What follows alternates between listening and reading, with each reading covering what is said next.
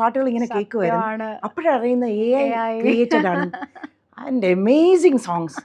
അതാണ് രസം. അതിപ്പോ ആരോ ഈ അടുത്തൊരു കമന്റ് ബിജിപാൽ സാറ് പറഞ്ഞ് ഒരാൾ പറഞ്ഞു കേട്ടതാണ്. അദ്ദേഹം പറഞ്ഞു പെർഫെക്ഷൻ ഇംപെർഫെക്ഷൻ എന്നല്ലേ, പെർഫെക്ഷൻ ഇല്ലാത്തത് AI-ക്ക് ചെയ്യാൻ പറ്റില്ല. ഇല്ല ഇംപെർഫെക്ഷൻ വരില്ല. അപ്പൊ അതാണ് വ്യത്യാസം. അത് നല്ല വ്യത്യാസമാണത്. AI എന്ന് പറഞ്ഞാൽ ഭയങ്കര പെർഫെക്റ്റ് ആയിരിക്കും. ഇത് എവിടെയെങ്കിലുമൊക്കെ പളിച്ചുണ്ടാവും. അതാണ് അത് AI-ക്ക് ചെയ്യാം. നമ്മുടെ കാലത്തുള്ള ഒരു AI എന്ന് പറയുന്നത് ദാസാറായിരുന്നു അല്ലേ. ശരിക്കും പെർഫെക്ഷനിൽ പാടി വയ്ക്കും, ചിത്രം വയ്ക്കും. പക്ഷെ ഒരു ഫ്ലോ അവരുടെ ഒന്നും ഇതിൽ കാണൂലല്ലോ.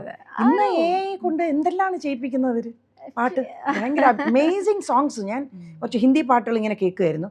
ഞാൻ വിചാരിച്ചു ഇത്രയും ഫീലിങ്ങോട് കൂടി പാടുന്നുണ്ടല്ലോ. പക്ഷെ ഈ പറയുന്നത് നിങ്ങൾക്കേ കാണുള്ളൂ.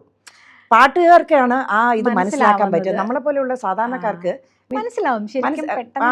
നിങ്ങൾക്ക് മനസ്സിലാവും, ഞങ്ങൾക്ക് അങ്ങനെ മനസ്സിലാവും. നമ്മൾ വിചാരിക്കുന്ന അറിയാം ഇത്രയും പെർഫെക്ഷനിൽ പാടി വെക്കാൻ ആർക്ക് പറ്റുന്നു എന്നുള്ളത്. പിന്നെയാണ് നോക്കുമ്പോൾ AI ക്രിയേറ്റഡ് ലിറിക്സ് കേട്ടാലും മനസ്സിലാവും. അതിന്റെ ഒരു മ്യൂസിക് എല്ലാം ഒരു പാറ്റേൺ ഉണ്ട്. ഒരു പാറ്റേൺ എന്താ വെച്ചാൽ എവിടെയൊക്കെയോ ഒരു എന്താ പറയുക, നേരത്തെ പറഞ്ഞ പോലെ ആ ഇംപെർഫെക്ഷനിലുള്ള പെർഫെക്ഷൻ ഉണ്ടല്ലോ, അത് അങ്ങോട്ട് നമുക്ക് കിട്ടുന്നില്ല. പക്ഷെ ഭയങ്കര പെർഫെക്റ്റ് ആയിട്ട് പാടി നിർത്തുന്നുണ്ട്. ഇന്ന് ജനങ്ങൾക്ക് അത് മതിയായിരിക്കും അല്ലേ. അപ്പൊ അത് എത്രമാത്രം നിങ്ങളുടെ ഈ ഞാൻ പറയുന്ന പുതിയ പാട്ടുകാർക്ക് ഈ AI ക്രിയേറ്റഡ് സോങ്സ് എത്രമാത്രം അത് ഒരു ചലഞ്ച് ആവും?